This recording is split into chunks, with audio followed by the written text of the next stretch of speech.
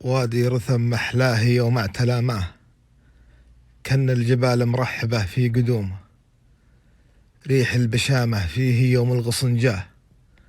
خذا من أوراقه عطر طيب يحومه، سيل الذوافر يغزره سيل يلقاه، نبعه من القمرة معه ما رجوم، جنب الولع رجل على الطود مبداه،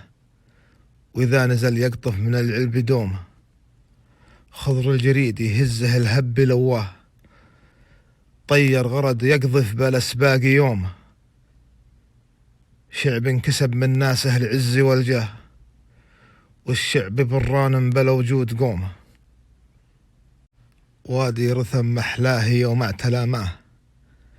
كن الجبال مرحبة في قدومه، ريح البشامة فيه يوم الغصن جاه، خذا من أوراقه عطر طيب يحومه،